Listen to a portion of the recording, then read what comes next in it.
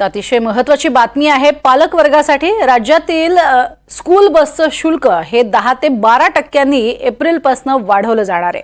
मुलांची सुरक्षा सुनिश्चित करण्यासाठी राज्य नवीन नियमांवरती विचार करते आणि पुढील शैक्षणिक वर्षापासून आता स्कूल बसचे दर हे वाढणार आहेत। स्कूल बस मालक संघटनेने सुद्धा हे आता जाहीर केलेलं आहे।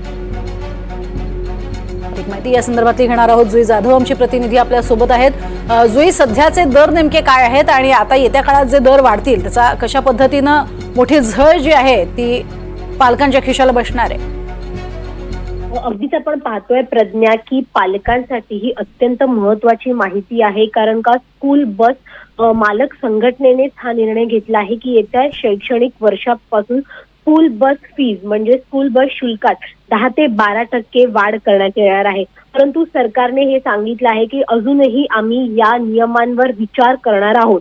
जर आपण ही संपूर्ण बातमी आणि माहिती पाहिली तर मग हा जो निर्णय घेतला आहे स्कूल बस मालक संघटनेने, तर त्यांनी काही विशिष्ट मुद्द्यांना अनुसरून हा निर्णय घेतला आहे।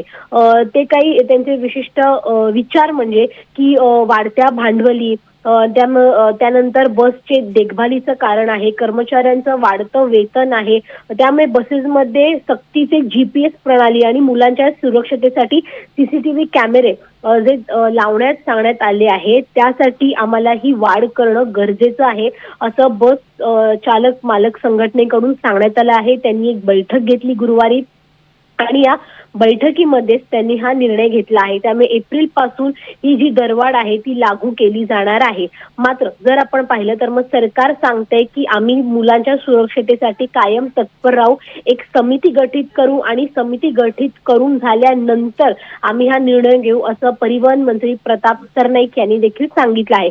त्यामुळे एकीकडे ही जी संघटना आहे ती 10 ते 12% वाढीवर कायम आहे, तर दुसरीकडे सरकार म्हणते की आम्ही एक समिती गठीत करू आणि त्यानंतर हा निर्णय घेऊ। मात्र कदाचित ही दरवाढ जी आहे ती होणं अटळ आहे आणि एप्रिल महिन्यात म्हणजे जेव्हापासून नवीन शैक्षणिक वर्ष सुरू होईल तेव्हापासून ही 10 ते 12% वाढ स्कूल बस फीज मध्ये होताना आपल्याला पाहायला मिळेल। प्रज्ञा, नक्कीच, तुर्तास धन्यवाद या संपूर्ण सविस्तर माहितीसाठी जुई।